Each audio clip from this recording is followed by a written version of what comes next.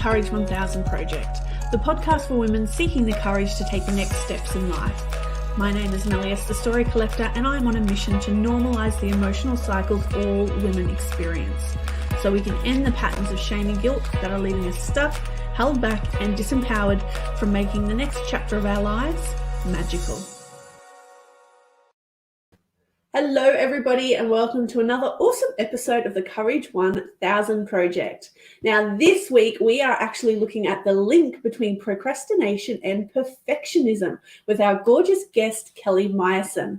Now Kelly is an author, speaker, coach and sleep expert who will cultivate space for you to emerge from stress and overwhelm to lead and savor the life of your dreams. Doesn't that just sound amazing? Now, as an occupational therapist, Kelly has over 20 years experience specializing in sensory integration techniques. Her background in occupational therapy provides a unique perspective on development and the human condition. She helps overwhelmed working mums light up the world by taking them from burned out to radiating joy. So let me bring her on right now. Welcome to the show. Hello, I'm so happy to be here. Oh, I'm so excited you're here too. We've already jumped into an amazing conversation. We haven't really just gotten started. So true. Now, the first question I always ask is, where did this all start for you? So we're looking at this link between procrastination and perfectionism. So where did this start for you in your life? It started in my late 20s. I got married when I was 24 for the first time. And my ex-husband had a drinking problem, social anxiety problem. And I believed with my whole heart that my mission in life was to help him get better. Oh, and okay. It all came to a head 4 years in, and he was still having major issues and had actually started seeking help for it. And he was like, I don't want to be married anymore. And I sort of had this moment of like, oh, I put all this time in and it's just, that's it. So about a year later, I was sitting in my house and I was reading a book by Brene Brown called I Thought It Was Just Me. Yeah, yep. This is from a while ago, and I'm reading it and I'm like, oh my gosh, this is me. Oh my gosh, this is me. And I finally had a label for what my issue was, and it was codependency. Yeah. And I had this preconceived notion of what codependency was. And I really saw it as like people in a relationship with someone else and they're stuck to each other and they're never separating from each other. I had never made the link between like all of my do-gooderisms or good girl-isms and codependency, my desperation to please people and help them to feel good. And that was what made me feel good and made me feel worthy. So when I couldn't help someone to feel their best, then I didn't feel my best. So you've placed all your value in him and him getting better rather than flipping it and focusing on yourself first. Yes, exactly. Ooh, so there was no focus on me. Like there was taking care of him, there was taking care of our marriage and work and everything else. And then way down on the list was Kelly. Like, who's going to take care of Kelly? So I realized this reading this book, I was like, I've been existing in codependency, and it sort of made the perfect, although horrible match between the two of us, because it's that like person who's a narcissist sort of addict and the person who's codependent, like just like, I need you, you're going to help me. I need you, I'm going to heal you. Yep. They click together really, really well, but it's a toxic relationship. Very much so. Very much so. And so what happens after that then? After you've realized you're in this codependent relationship, he wants out. Yeah. So we did. We got divorced, and I literally started over at 29, and I'm now married for the second time, been with my husband for 15 years, and we have a 7-year-old son. And I sort of approached our relationship so much differently. Number one, I was sort of like, I told him from the beginning, I said, I'm so sorry, but I have these very firm boundaries and limits now. And like, if I don't like something or something's not working for me, I have no fear leaving and exiting the situation and not allowing myself to be stuck there. Yeah. Yeah. How did he take that? He was awesome about it because he had also been on that side of like we kind of came from these crazy relationships before each other, and then we were together. Yeah.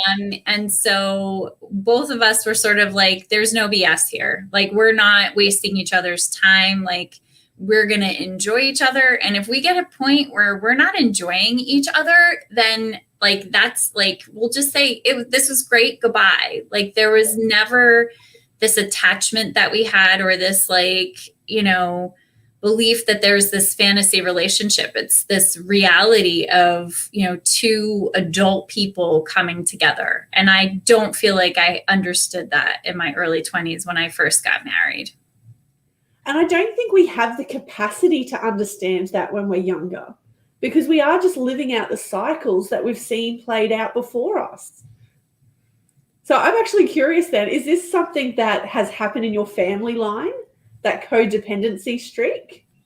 I definitely see, maybe not even so much that codependent streak, but that, desperation to care for other people and prioritize other people ahead of you. Yeah. I remember growing up feeling that way. I grew up Catholic, so that Catholic guilt was very well fed from an early age. Catholic high school, I get it, right? Yep. So you know how that is, and how it's very normalized to sort of be a martyr. Like, that's a great thing if you're a martyr, and nobody ever stops to think, like, what is that actually doing to you as a human and a child of God? Like, you're not treating yourself with the same love and respect. And it's everything from like serious things where in a relationship you put yourself last, or like silly things like, I'm going to give you the bigger half of the sandwich because I deserve the smaller. And it's that like that juxtaposition between yourself and other people. And I always deserve less. And I think that's the issue with it, that self-sacrifice then becomes wrapped up in worthiness. And it's like, that's where things get really complicated, because this whole martyr thing is not a reflection of your self-worth. It's giving because you want to give. Right. And then at some point it's become, you have to give because you have to give. Right. And then it all just gets so complicated and yuck. It's compulsive, right? It becomes compulsive. And I mean, we've all been in those situations where like the self-deprecating, and like you're with your friend and you're like, no, you go first. No, you go first. No, you go first. No, you look better today. No, you look better today. And it's like this competition to like lower ourselves below. Yeah. It's so entrenched. It's funny though when you see it, because then you end up in like those friendships where you go, you look hot today. And they're like, yeah, so do you. I'm like, I know, we're amazing. And it just flips so quickly then. Yes, exactly. The same energy you brought to self-deprecating can be to like just celebrating who you are and being excited and being happy and joyful, right? Exactly. So I'm guessing that's where you are now. Now that you've unraveled all this, you have an amazing relationship and your son, you're now in this beautiful space where you're not self-deprecating or self-sacrificing anymore. No.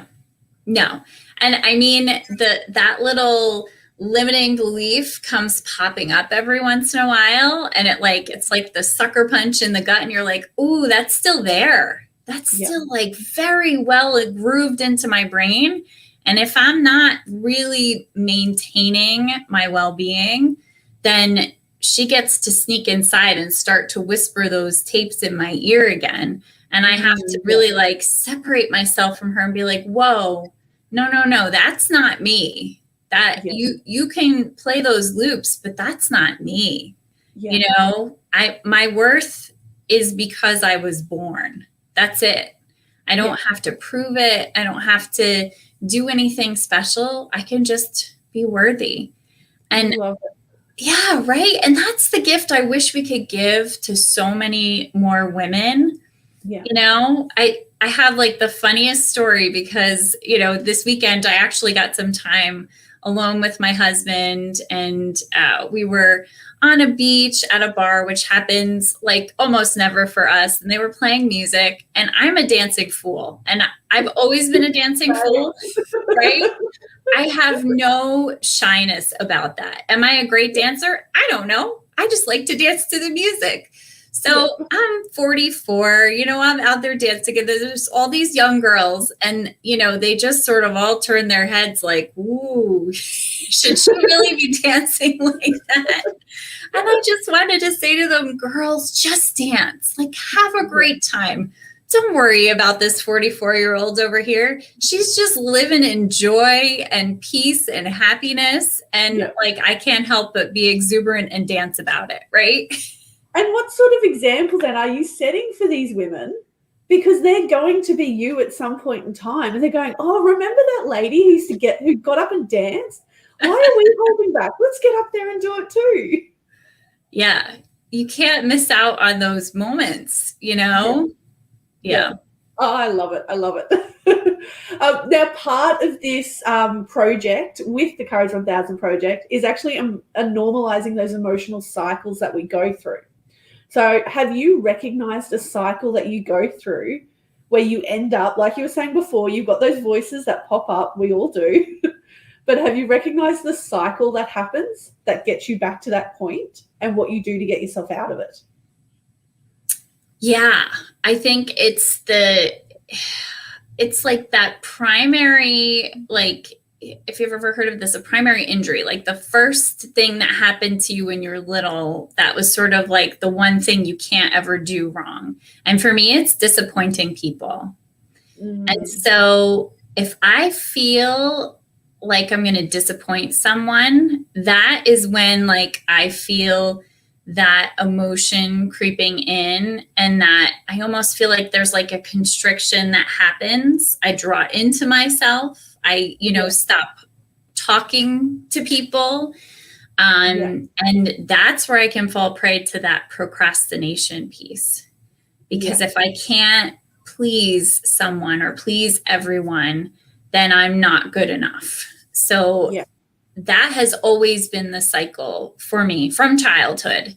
You know, I literally figured out how to make people happy in the exact way they needed it. So, and that carried through into jobs, into relationships.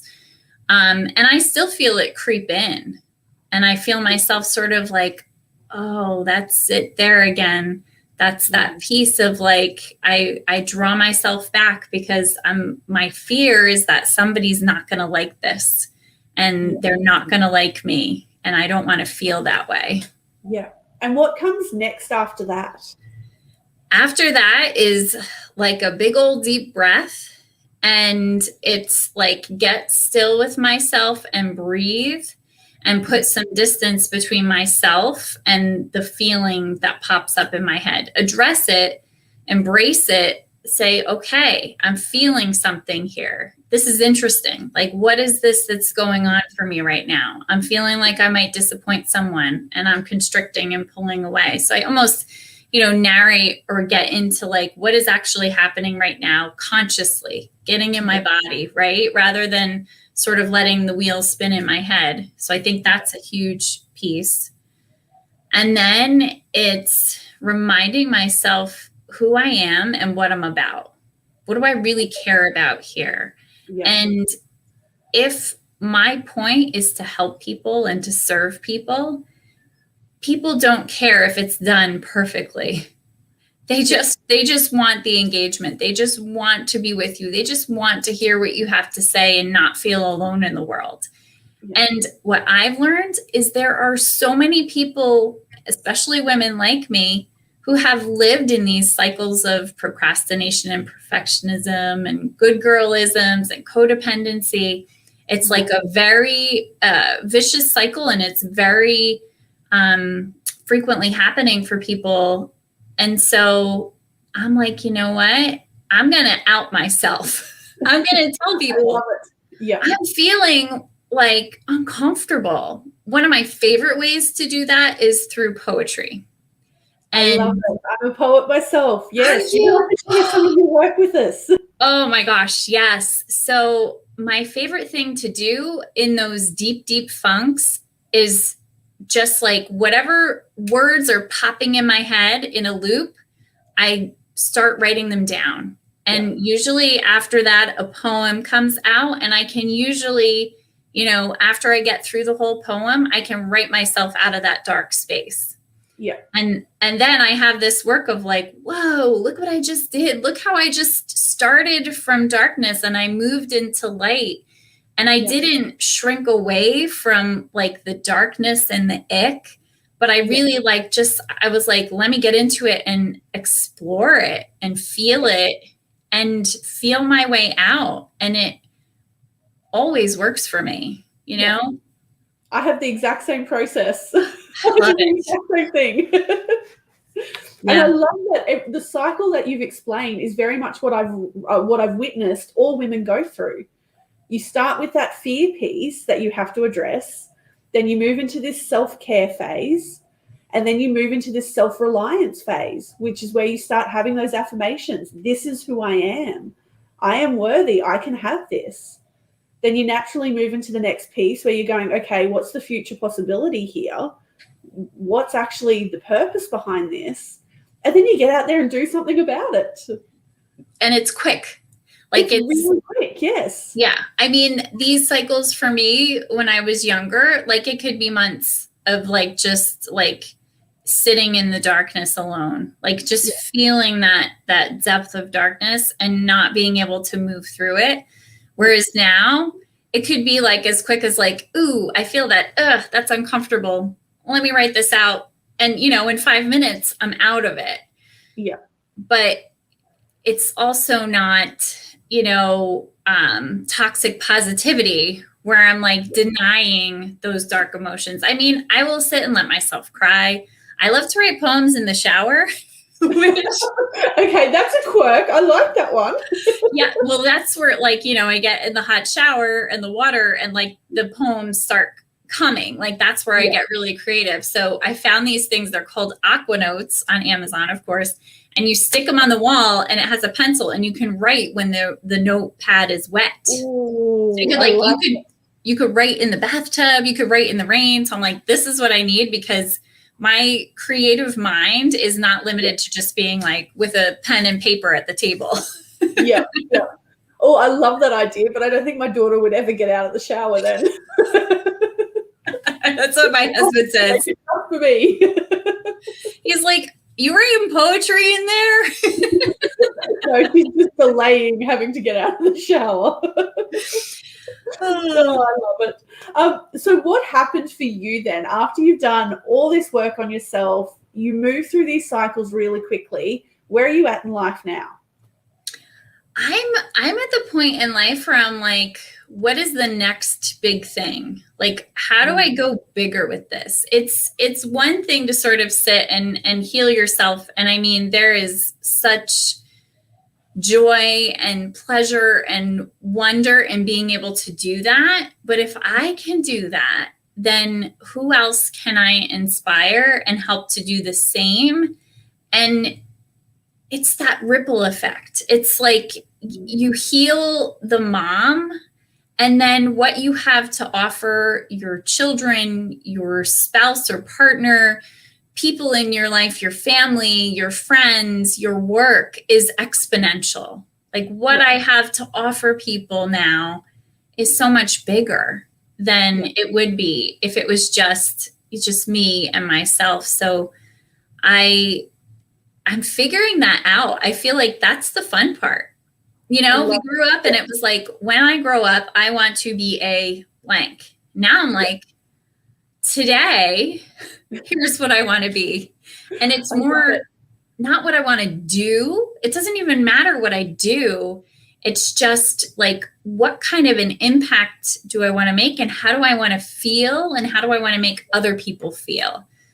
So Love I it. actually wrote, like, for my goals for this month, instead of writing like I will do XYZ, I wrote how I want to feel: jubilant, radiant, peaceful, Love it. playful, more about the feelings I want to be feeling. And what does that do for people around you?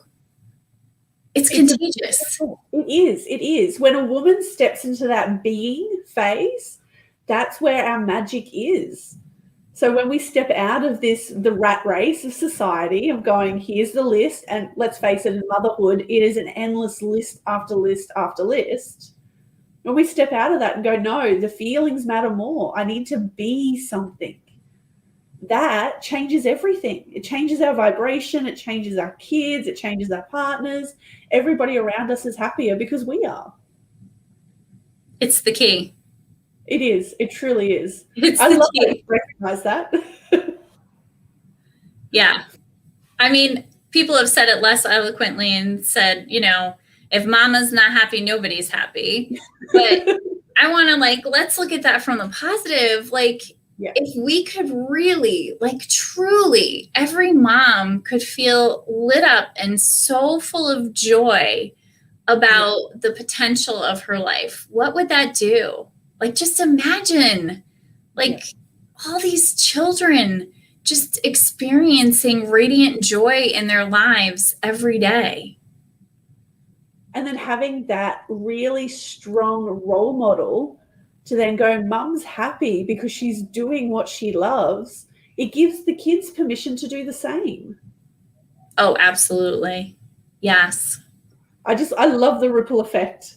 And to me, that's what I call all women leaders, because when we take that responsibility for ourselves, it has that ripple effect. Therefore, we have to be a leader. We lead ourselves, it naturally leads others. And it's funny how many people push back against that. I'm not a leader. I'm like, yeah, you are. We all are. Absolutely. Yeah. Well, now, go for it. No, I was going to say, we all have the potential to lead from where we are. It doesn't mean you have to be in this position of power over other people. No. You could lead yourself. Yeah. I mean, leaders hold people accountable. They're credible. They, do what they say they're going to do. What if we led ourselves in that way, Yeah. And not with the intent to be perfect, but with the intent to do good, do well, feel well, and do good. I love it. I love it. Well, the next question I was going to ask you is, if you could go back in time and face yourself before this all began, what message would you have for yourself? Oh, I know it's a big one. That is a big one. I think what I would say to myself is, you already have it.